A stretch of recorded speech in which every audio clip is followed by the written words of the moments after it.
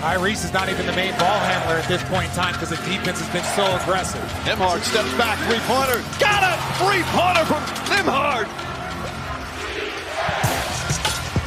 Nembhard and Wallace. Step back, three-pointer. Short, rebound, the follow. Siakam puts it in. Gilgeous-Alexander has it, 9 to shoot. The defender is Nembhard. Here comes the left-hand bounce. Penetrates the arc. Nembhard cuts him off, and he missed off the back of the rim. Rebound, Indiana. 8 seconds to go. The Pacers are not going to call a timeout. Haliburton has it with 3, driving with 2, pulling up, and hitting with 0.3 of a second to go. How many more times can this team do that? Sweets, baby. Final seconds, no fouls to give. Haliburton looking. Haliburton driving, pulls off, jump shot. It's good! It's good! With 0.3 of a second remaining. Timeout, OKC. Tyrese Haliburton does it again. Caruso looking, throws it up on the rim, knocked away. And Indiana takes game 1. Shocking the Thunder here at OKC. The comeback kids do it again. Yeah! Yeah!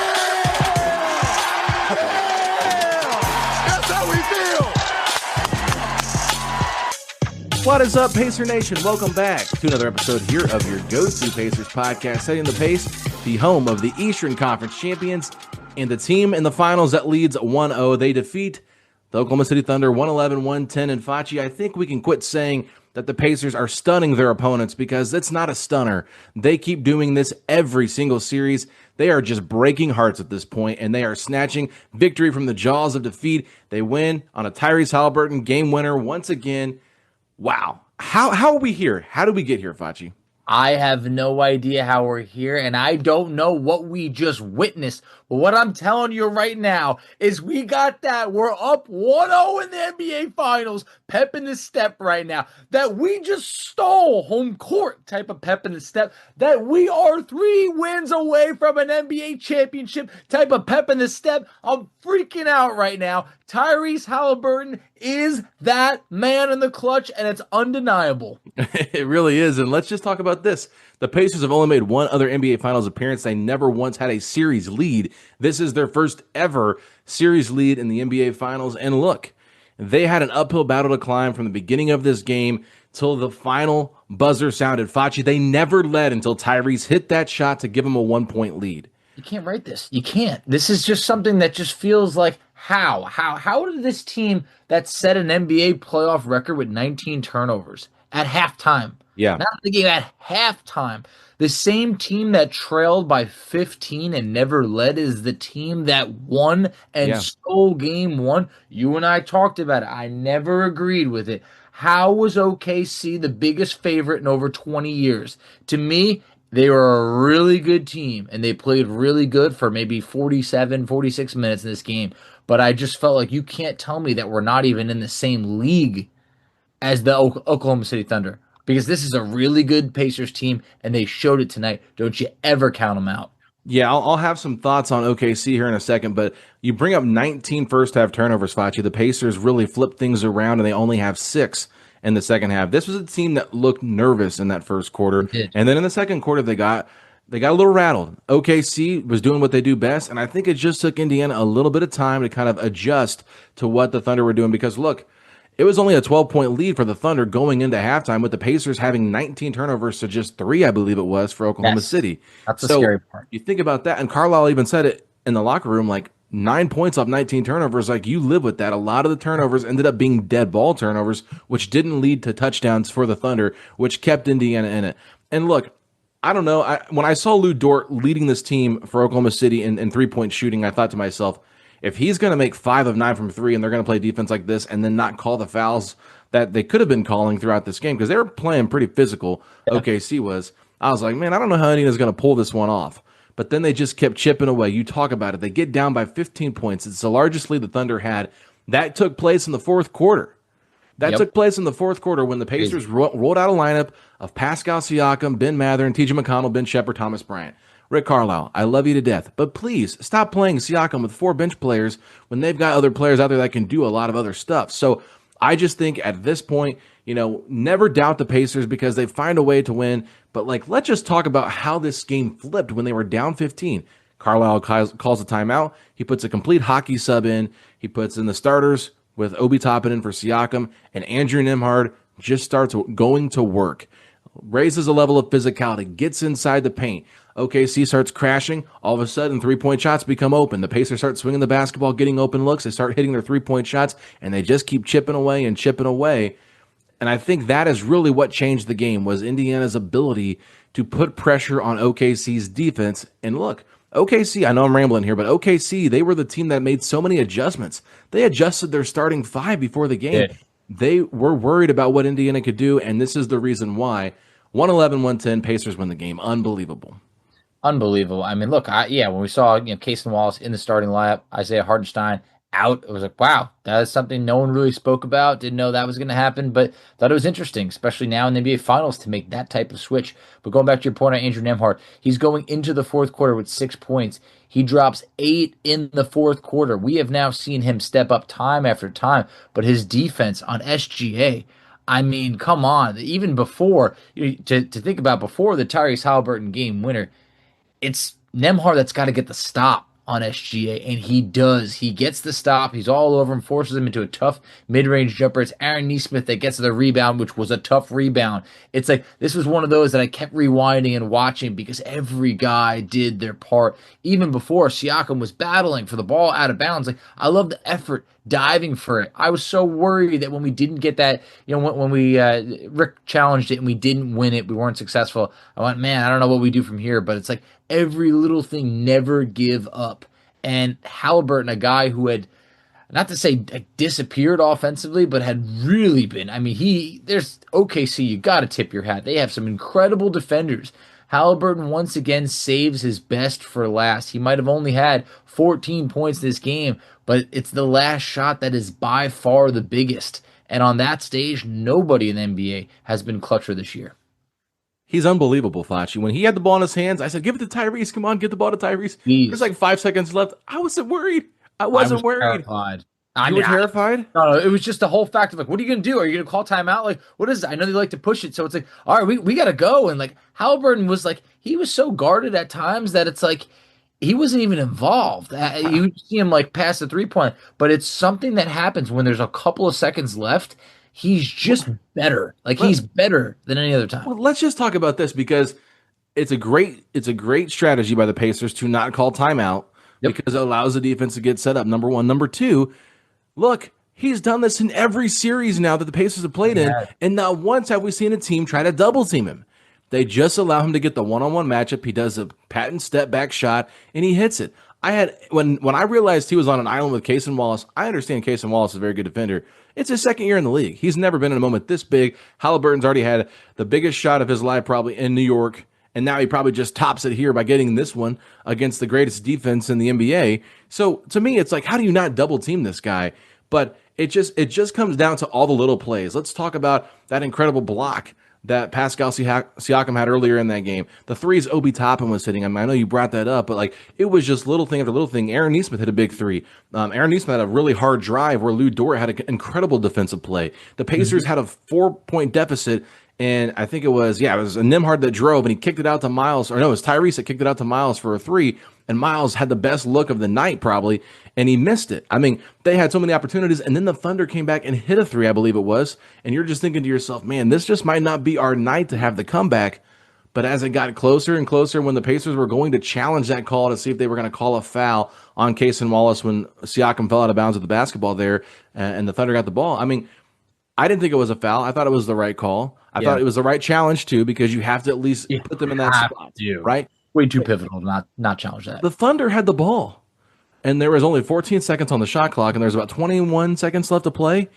And I was like, oh, they don't have to foul. They can play defense here. And even if they hit a shot, they still can make a three and tie it. And we've seen OKC foul up 3 against the Nuggets, and how that bit them in the butt. I would have been very curious to see how they would have played that, but they let SGA get a good look. I mean, it was well defended, but I mean, still a good look for SGA.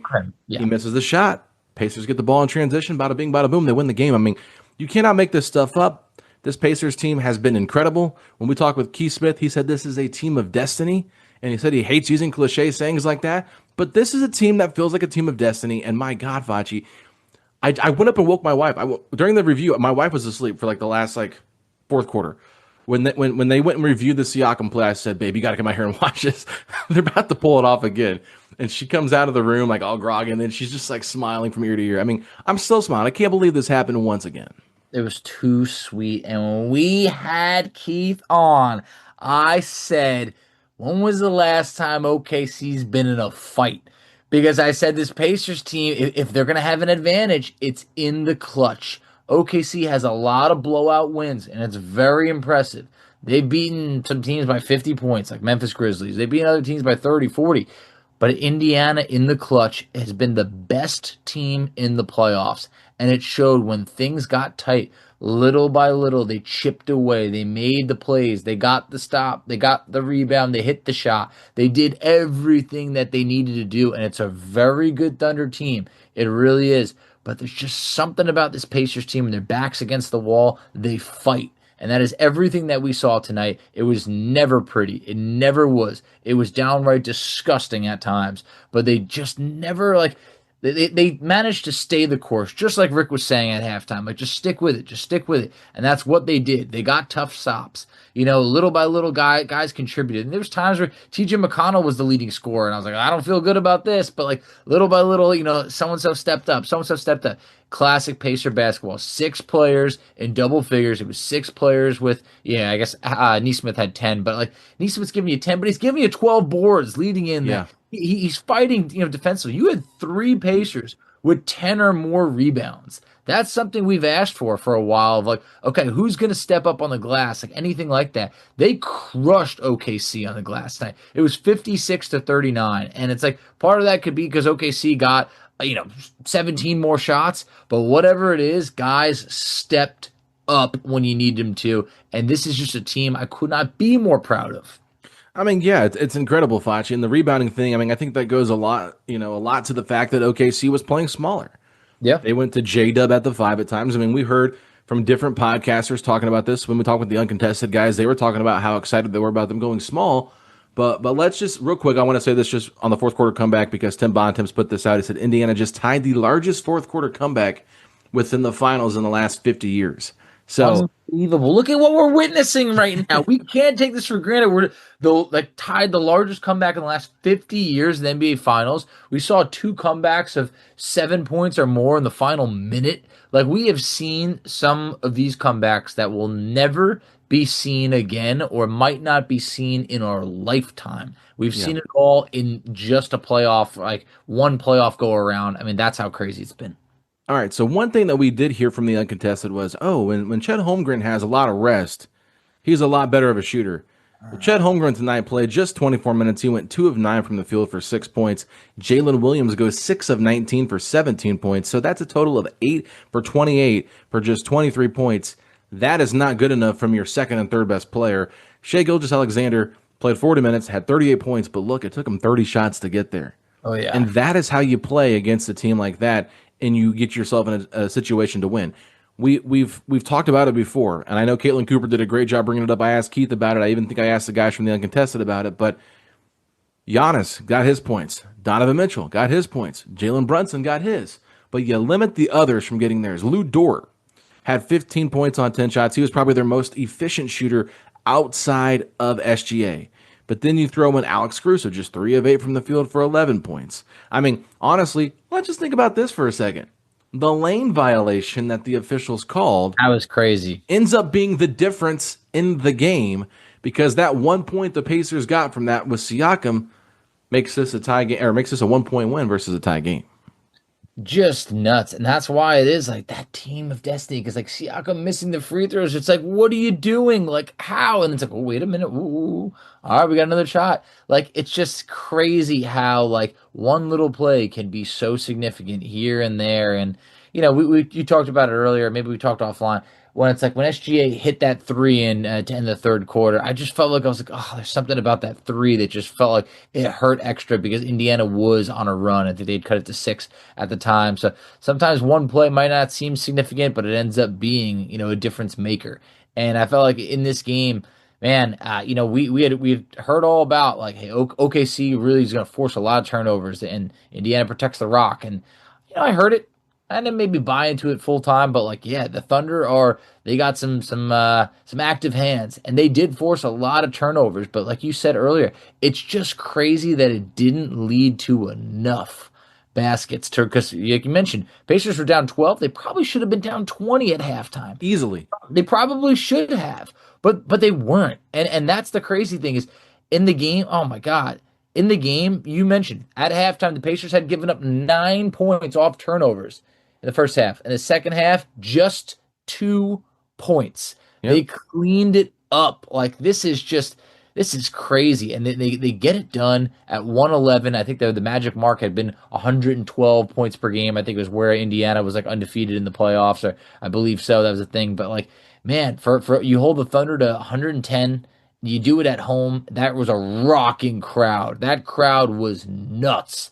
That to me felt like big NBA Finals basketball that I was like, whoa, please tell me it's going to be like that for game 3 when we're in the building, because that atmosphere is everything I have ever wanted to be a part of. And the fact that we know that we're up 1-0 right now, man, I just feel like that type of comeback is a huge momentum shift that could go for both sides. We've seen that happen. Some of these close losses sometimes rattles a team, like what happened to the New York Knicks. And on the other end, some of those close wins shows, hey, nobody can take us out unless we take ourselves out. Like, and this Pacers team right now, man, they are battle tested.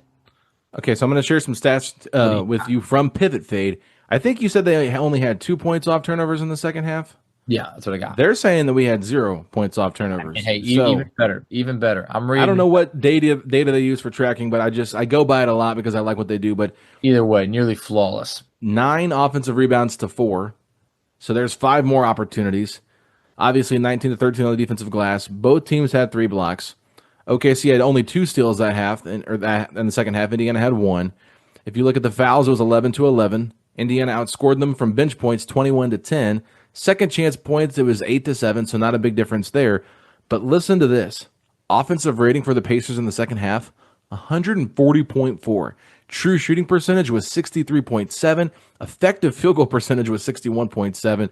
And then their free throw rate, OKC was higher than that. Offensive rebounding rate was 40.9% for the Pacers to 17.4 for OKC. I mean, these stats, you just can't say enough great things about what the Pacers did in the second half. And a lot of it is from the fourth quarter, but they outscored them by 13 in the second half. And so I think Indiana figured out some ways they can poke some holes. They found some of the cracks in this OKC defense. Like, they're a very physical team. If you put the ball down, they're going to get their hands on the basketball. I mean, I don't know how many times in the first half we saw the Pacers they were discombobulated from the start and till the end of the second half. I mean, I was like, man, this is a miracle that they're only down by 12 points. I mean, it was a complete miracle. I mean, I was seeing so many people said they should be down by 20 plus, and I'm like, you're right. This is a team that got lucky that OKC did not hit their shots, but that's the thing. Everything we've been hearing about OKC, great defensive team, but super streaky offensively. And, I thought SGA kind of had a quiet night, even though he did lead the team in scoring, because they're like, wow, he's already up to 20-something points in the first half. I said, is he really? It doesn't really feel like he's having that much of an impact on the game. It felt like the defense was more of the story for what OKC was doing, and then he was just kind of scoring in bunches. But I really love the way that Indiana they played with so much force in that second half. They did not allow OKC's defense to take them out. And one thing we've seen with this Pacers team, when they meet a team without that level of physicality, when they finally match it back, they can play through it. And that's why I think Andrew Nembhard is probably the player of the game for the Pacers in this one. You can say a lot of different things about whoever was the player of the game. The reason I'm giving it to Nembhard is because, number one, like you said, a great job on SGA, really made him work for those points. And the way he spearheaded this comeback, to me, he was the most valuable player of this team.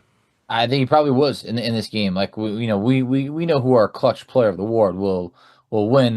We know who that'll be later on. But like Nembhard, I couldn't give him enough flowers. He knows SGA. They've played together, Team Canada. Like, there's got to be something. We saw things getting a little chippy, shoving each other. I'm sure that was like playful, but like these two know each other. And Nembhard is an absolute dog that is not afraid of any challenge, and he has been bottling up some of the most elite players in the NBA. So I love it. One other thing I want to tip my hat to: Rick Carlisle. It's everything I said before of a coaching advantage. Like, Carlisle's been there. His team could have been rattled at halftime. They very well could have. It could have been like, hey, you know what? Things aren't going well. But at the same point, Rick keeps the boys steady. And like this, there's no other guy I want leading this team right now, because it's like Indiana keeps finding these ways, and that's what's coaching. And there was a part, maybe it was in the second, third quarter, I don't know, one of those, where I went, all right, you know what? I trust Carlisle will make the adjustments for next game. We'll be ready.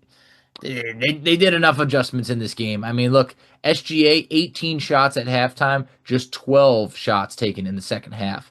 That's a big difference. He was really active early on, and like you said, a quiet game for SGA. You could, look, 38 points. It's a lot. It really is. But like, if it's going to take you 30 shots, you can kind of live with it for the MVP, because if he's getting his, who else is getting it? And right now, it might be a little bit of a revolving door of who else is going to be getting it. For a guy like SGA, who shot 52% from the field and averaged, 33 points per game. Hey, look, you held him below 50%.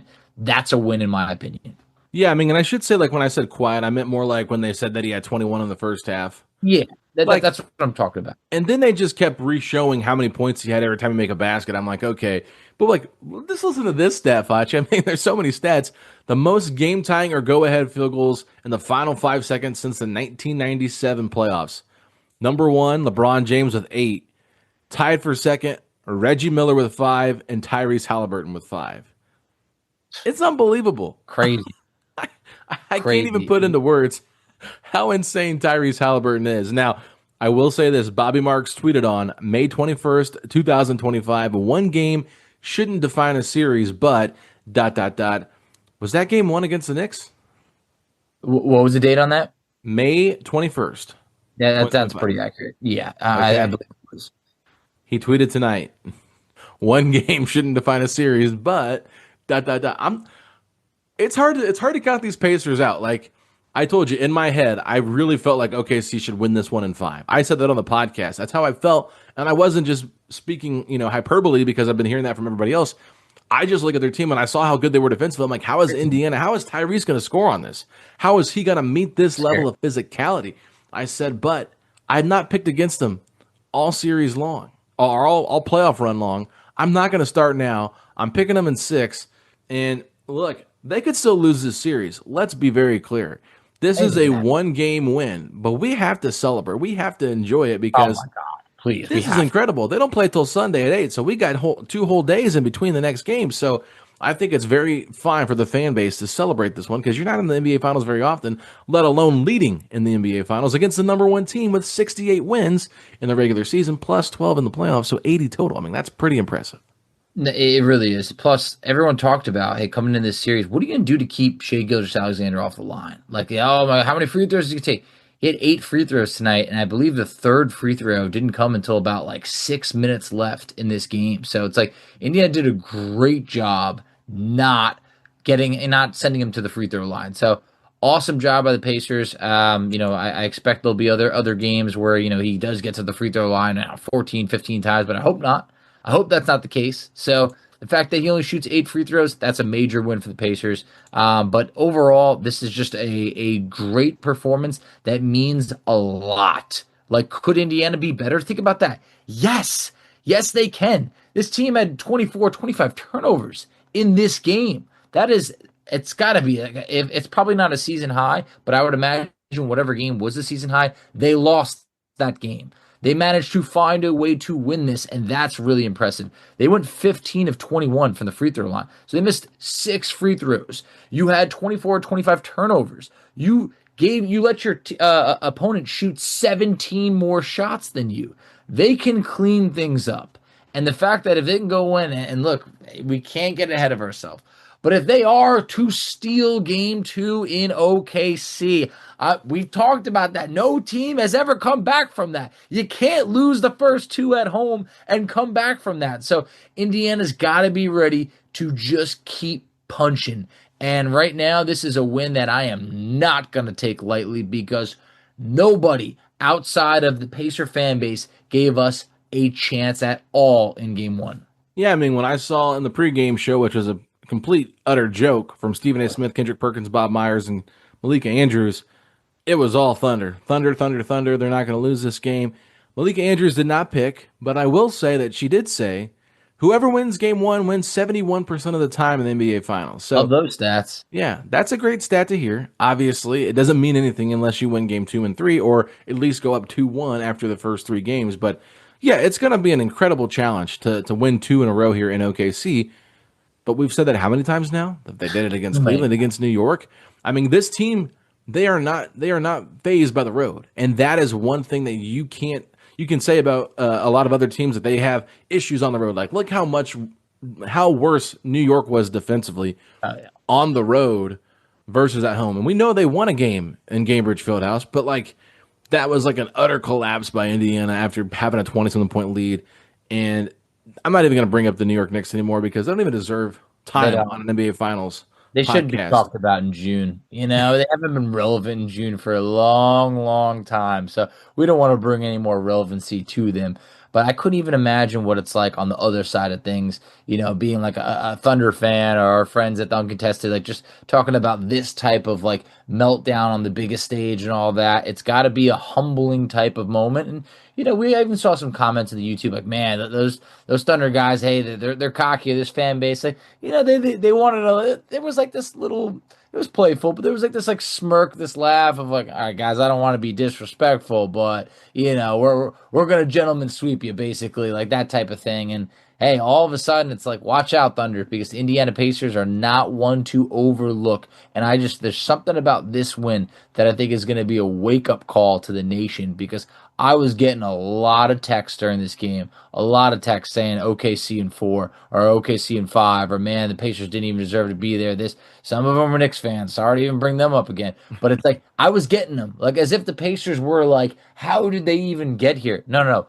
They deserve to be here. They have the lead, and they have been one of, we've talked about it, the best teams in the NBA since 2025. You know, turn the calendar. The only team with a better record is the Oklahoma City Thunder. And that might not be for too long, and we might not be able to catch them. But I'm just saying, look, at this point, we are on their coattails as that other team in the league that has been taking the league by storm. Yeah, for sure. I mean, and look, the Thunder have been here before. Let's be honest. They did lose a very close game like this to the Denver Nuggets, where they won that series in 7. And so they figured some things out.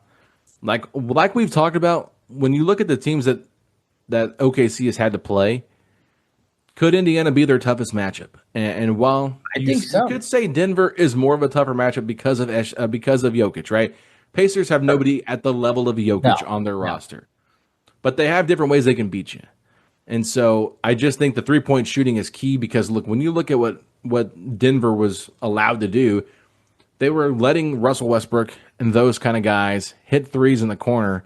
And if they made them, Denver usually had a pretty good chance in this game. If they didn't, they lost. Indiana was hitting those corner threes tonight. Those corner threes were there for a majority of the game. 9 of 14 on corner threes. I don't know what they finished with, but I know they were 9 of 14 at one point, and that is absolutely elite. Well, that is how OKC defends, so we'll see how they adjust. Are they going to start guarding the three-point line a little bit more? Does that mean that there's more open lanes to the paint? Do they go back to Hartenstein? I mean, what do they do? I mean, I think that with this group, like, OKC is very talented, but offensively is where I do kind of question how they can stay in this series if they're not playing fast. Because, look, this was a half-court game. It was. This was not a game where the Pacers were getting it up and scoring within 3 seconds. This was a lot of, hey, look, they're overplaying Haliburton here in the fourth quarter. We're going to give the ball to Nembhard. We're going to let Nembhard initiate all of the offense. And look, this is the one thing Tyrese Haliburton just is not capable of doing, and that is driving through contact like we saw Nembhard do. I mean, Alex Caruso, bear hugging him to the rim. You know, whether it's Cason Wallace or SGA or Jalen Williams at times, whoever was switched, Lou Dort, whoever was switched on to Nembhard, he wasn't afraid of that challenge of going through them to the basket. Where Haliburton is a little bit lankier and not one of those guys that's going to power through you. He's going to be more of a finesse type of player to try to like get a flip shot in or whatever, and maybe even shoot a floater over you because you're a little bit shorter than him. But it's going to be harder for him to use that physicality and keep that dribble down. And so that is where someone as powerful as Nembhard makes so much more sense with this team. And so anyway, we can obviously talk more about preview stuff, what we think for Game 2 later on in the podcast. I've got a couple coming up this weekend. But I'm just telling you, when you look at this game right here, Facci, there were so many guys that contributed, and everybody played a role once again. I mean, I put in the group chat on Chat BCC. I'm like, I don't know if we can play Thomas Bryant in this series. I just don't know if it makes sense. You got to play Obi, I think, for the 3-point shooting and just guys that can put the ball on the floor. Then he has a massive dunk and a 3, and I'm like, okay, I'm just going to shut up. Like, everybody can play. I think the only player that I would not want to see as much is maybe Ben Shepherd. Yeah, Shep. We'll see what happens. He was minus 12 in this game, and Did you agree with what I put in the group chat about him? I don't remember off the top of my head. Okay, so I'll tell you what I said in the group chat. So if you guys are in the group chat, you saw what I said in the main chat, but I said I feel like Ben Shepherd is more of a I'm in the right spot at the right time defender more than he is a good defender. Yeah. He's not like a Cason Wallace who's like absolute like ball hawk. Like he was just everywhere sliding around. Obviously, Cason Wallace was a lottery pick, top 10 pick. So it's like he's a stud, but like OKC has so many of those that you could just see like, wow, this is a really good defensive type of thing. I feel like Ben Shepherd's a smart player, smart, good defensive player where it's like he might not be this like, he's not like an Alex Caruso type of thing where you're like, oh my God. And not many people can be. So he just he doesn't give you much resistance. Like that's what I'm saying. Like he's not in there altering your shot. Like I've never seen one like it's Alex Caruso. Yeah, that's a good point. Like Ben Shepherd's not really blocking shots. Like and it's not. But I'm saying like altering. Like he'll be in your grill, whatever. He'll stay with you if you're trying to take him off the dribble. But like he can chase around Jalen Brunson around screens and he'll still be there. But he doesn't really impact whether the shot's going to go in or not. To me, that very very much. But like even a guy like Alex Caruso, he's like on him one-on-one, and Alex Caruso can still get his points offensively. It's like Alex Caruso should not be getting points on you if you're one of the better Pacers defenders. So I just feel like maybe the idea of him being this awesome defender is a little bit overrated, and I've probably been one that's overrated him by saying that a lot throughout the year because I'm just like, guy's a good defender. I'm like, he's a good team defender. He knows how to be in the right spots. He doesn't make a lot of mistakes in terms of like getting hung up in screens like Mathurin can do at times and whatnot. I thought Mathurin had some nice moments in this game too, Foch. I'm not going to lie. I thought he had some good moments there in the third quarter. That block that he had on J-Dub was sick. Yes. I'm just trying to give all my flowers out so I'm not missing anybody. But, yeah, I think with Shep, good player, hit some shots that were big for this game, especially in the first half. I do wonder sometimes so if they give him a little bit too much credit for how he plays on-ball defense. Probably. I just had to look at it. He's got 2 block shots dating back to the month of March. So, like, in March, that's when it was. Both of them came in March. So, it's not that he's, like, a shot blocker. No one ever said he was. But, like, yeah, it's not like he's this, like, lock him down type of thing. I feel like for a while, his defense really excelled when the Pacers weren't playing any. And I feel like, about a year ago. But still, hey, good, capable defender, smart guy. But, yeah, I think there's certain times where sometimes he's better, sometimes he's not. But I think overall, like McConnell, I know he finishes minus 13. He had some big baskets, in that first half where Indiana had nothing going on. That was great. Obi Toppin, we gave him his flowers. He was fantastic. I feel like he has these games from time to time, and that's when he's kind of like an X factor because it's like sometimes Indiana needs that guy off the bench who's able to deliver. 17 points in this game, 18 in the closeout versus New York. Like when Obi has it going, Indiana is just a better team. We talked about in game 1 against New York when he had 10 rebounds. He was huge in that. So just great to see. This was one of those games, man. It just gets you fired up. Not to bring down the mood or anything like this, but I know you and we spoke offline. Like I lost my grandpa today, passed away. It was a very, very sad day. And like, I can't tell you how much like this win really meant. Like this win meant so much and was just one of those like pick you up type of moments. And it's like, it's crazy, but it's my grandpa who took me to my first basketball game ever in life. And I don't know if I would be as big of a fan if it wasn't for him taking me to a random basketball game. So it's just weird how things work out that way. And this win is just one of those, man. It meant a lot because you never know what someone's going through. And I like tonight, man, after this, I'm feeling good. Yeah, well, I am definitely sorry for your loss, man. I saw your post on Instagram, and you guys called him Poppy. Poppy, yep, man. That guy put the family on the map. Really, like, guy came from nothing, and before he went, it was all said and done. Got to meet 4 great grandchildren. That's incredible. I was very happy that he got to meet my son, my daughter, and all that. He's met him a couple times, but just holding on long enough. So, hey, if you got a loved one out there, give them some love. Celebrate this win with them because this is one they can't take it from us. And you mentioned we're not playing again until Sunday, which means this pep gets to roll in to work on a Friday morning and get you through into the weekend, man. We got some awards to give out tonight.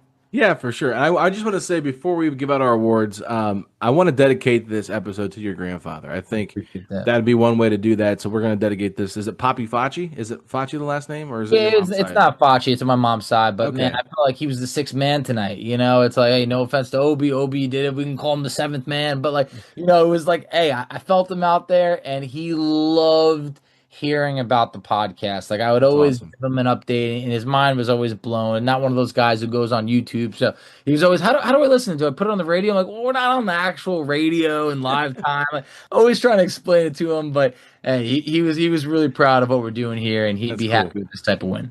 That's great. That's great. So let's dedicate this episode to him, and now let's give out our player awards. Facci, I already gave my nominee for the MVP of the game. Who do you think?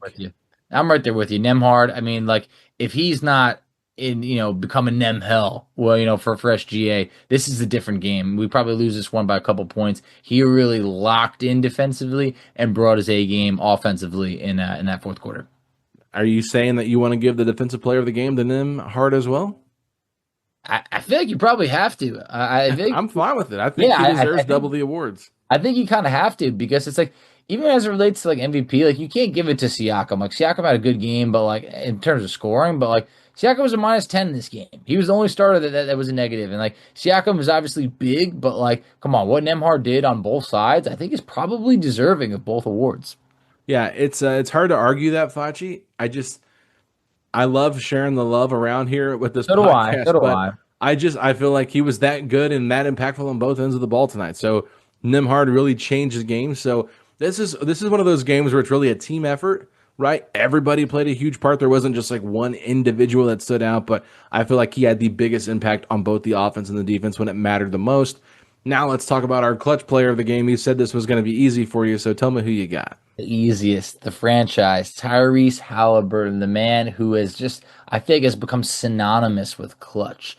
Like what he's done in the playoffs, I just feel like, if the Pacers are to honestly pull this out and win it all, I think we're going to look back at Haliburton having one of the clutchest runs that any player has ever had before. He has a game winner or game tying shot just because his foot was on the line against the Knicks in every single series so far. How crazy is that? What we're witnessing is something we will be telling our children about for years to come. Yeah, it's hard to not give it to Tyrese Haliburton for this one because he just does it over and over and over again. And I cannot wait to rewatch all of this on Netflix when we get to see the starting five. And look, SGA's on the starting five cast too. Crazy. So we're going to see the good and the bad in both sides of it. I'm going to enjoy both sides. It's not really bad for me for OKC. Hearing that from both ends, man, that is going to be must-watch TV. And just a little reminder to everybody, I don't know if you saw this or not, but the last time an Eastern Conference team walked into the Paycom Center and beat the Oklahoma City Thunder was back on March 12, 2024, nearly 15 months ago, when the Pacers beat the Oklahoma City Thunder in their Black City Edition uniforms. They beat Orlando, then they went on the road and beat OKC again. We're feeling really good about, oh man, this team's getting hot at the right time. No Eastern Conference team has won in that building until tonight when the Pacers won that game, Facci. So Pat Boylan shared that on his Twitter. I just thought, you just can't make this stuff up. I think the Pacers are one of those teams that obviously they're on the cusp of winning a championship right here. Their style of play is one of the most unique things I've ever seen, ever watching basketball. And they just never die. It feels like a college basketball team. It really does. It does feel like we're on this like never-ending March Madness run where it's not a one-game elimination, but some of these games just feel so like make or break, and they're pulling it out. And it's just funny when we look back, like when things hadn't gone well and like Rick hadn't called a timeout at times towards the end of the game, and the Pacers maybe missed a game-winning shot. It's like, what is Rick doing? He's got to call a timeout. And now it's like we have such a sample size of not calling timeout and Rick trusting his players and us coming up with game-winning shots. Like, I've already lost track. Halliburton's either 11 of 12 or 12 of 13 now on like game tying or go ahead shots. And that will never be broken in NBA history. I mean, he's now managed to up those numbers. I mean, I'm not a math guy. It's like 97% now. Like, it's just, how is that possible?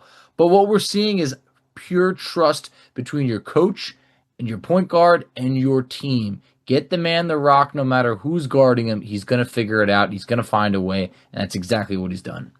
Tyler Smith, our good friend Tyler, put out a great tweet while we've been podcasting. He said the Pacers have now had a win in every round with this probability: 0.3%, 2.1%, 4.1%, and a 2.6%. He said the odds of all 4 games going the Pacers' way equals 0.00000006716. That's a 1 in 1.5 million chance, Facci, for them all to go that way.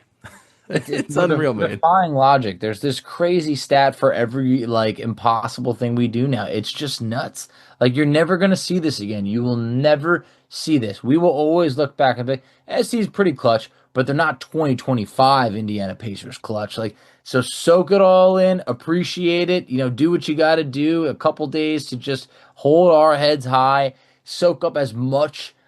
Like, this is probably going to be the most the Pacers have been talked about in many people's lifetimes tomorrow, saying, look what Indiana did. Like, did we make a mistake or this? Like, we don't have to check back in on Stephen A. Smith if he still thinks that Tyrese is a superstar or not. I don't know how many game winners there's got to be, but it's just like everybody is coming around and they continue to sleep and we continue to wake them up.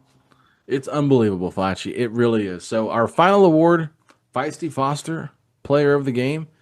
Anybody stand out to you? I think I have a player in mind, but I'm curious to see if it matches with who you got. Neesmith's always feisty. He's That's feisty. a good point. Siakam had a feisty block, in this game. I mean, Turner 5 offensive rebounds in this game, 3 blocks. Like, hey, you can make an argument there. There's definitely guys that have a right. But who was the one that you had in mind? Yeah, I think for feisty, to me, it makes the most sense probably to go Neesmith because they did have 12 boards. I think so. And I think he played some pretty solid defense, hit some big shots. There's probably not an award that we have for this. Maybe we can do our 6-man award, but I feel like we have to give Obi Toppin some love because he became the butt of all jokes in the first quarter. Like, he was awful to start. That guy looked like he wanted to throw up. Like, this stage was too big for him. Like, he was exit stage left. This guy was not ready for the NBA Finals. But once he settled down, Foch, once he threw up a little bit, he was able to go out there and figure it out. And, I mean, he hit so many clutch baskets. I felt better with him on the floor at times at the 5 next to Siakam than I did when Turner was out there. So, I mean, we saw that in game 1 against the Knicks. We didn't really see it again against New York because they went bigger. But I think if they want to go small, Obi Toppin is going to have to be a guy that is a difference maker. And his 3-point shooting, it's lethal. It is absolutely necessary. And I love the way he's playing. 5 of 8 from 3. I mean, that's sniper status. This is a guy that at one point around the trade deadline looked like he could be moved. And to be honest, not for much. It felt like it was like how do you kind of shed the Obi Toppin contract? Like, that's how it was kind of being looked at. So look what he's doing now. We talked about it. Back-to-back games of 17 or more, being key in wins. So this was awesome. Really brought his A game. And I just feel like this is an encouraging win to build off of because the Pacers didn't play a great game. They had 45 points at halftime. They brought it in the second half. They cleaned up the turnovers. They just did all the little things that they had to do. And then we've said it before. We'll say it again. This Pacers team is the best 3-point shooting team in the playoffs. And that's what they did tonight. So that's live and die by the 3. 18 of 39. It's good for 46%. That is above their averages in the playoffs where they're about a 40, 41% 3-point shooting team. And that's something that OKC knows but was unable to do anything about it. And then defensively, I mean, we held OKC to below 40% from the field. I mean, it just overall, this was a gritty performance. The best part that you mentioned, and I'll just say it to end it, they never led until the last shot. Never give up, never lose hope. That's exactly what this Pacers team did tonight. The one word we've been hearing about this team since March, believe. Believe. You gotta. Yeah, and if you don't, you're not gonna understand what's happening right here. No. So it is incredible, Facci. I could go some biblical routes if I wanted to. I got some scriptures in my head about believing, but I'm just gonna leave it there. No Time for Prophet Alex coming out tonight. We let Moses Brown go, but we had a prophet on this team once. Hey, there we go. You know, he's going to get a championship ring if they win one. Who isn't at this point? James Wiseman. You know, Wiseman, Moses Brown, like Jahlil Okafor. I mean, wow. I mean, this is getting a little crazy. Tristan Newton. This is getting a little wild. But we better pump the brakes. We better not get too excited. Exactly. You never know. Thunder's coming, baby. But what's really funny, last thing I'm going to say. I know people probably get annoyed with all the like little things we bring up later at the end of the show. Like, why do they keep talking about this? But one of the great writers for The Athletic, Curly Afro is her Twitter handle if you haven't followed her. She's been covering the Pacers this entire run, and she was even there during part of the regular season. I'm blanking on her name right now. I feel so bad. I'm tired. But she's like, you know, every time it rains outside, the Pacers usually win that playoff game. Since I've been here, it feels like every time it rains outside, the Pacers are going to win. It rained off and on all day. Hey. I almost tweeted at her, and I was like, you know, it's raining here in Indiana. Maybe the Pacers are going to have a crazy win. Sure enough, it did. So if it's raining in Indiana on game day, even if it's in June, got to feel good about the Pacers winning that game, even though we're playing the Thunder, which kind of feels weird. Hey, you just got to keep it consistent, whether it's the rain that's bringing us luck, whether it's this jersey, whether it's your socks, whoever's got your routine, your ritual, keep it coming because we just need 3 more. That's it. And the next game, the Pacers can pull it off. I'm telling you, man, anything can happen at that point. So I'm riding high into work on a Friday morning. It's already, past midnight. It's technically Friday right now, and it's going to be hard to sleep after this. But if you can sleep, you're going to sleep like a baby after we just stole this one from the Thunder. Yeah, absolutely, Facci. And Shakia is her name, and it's Curly Fro, not Curly Afro. So go follow her on Twitter.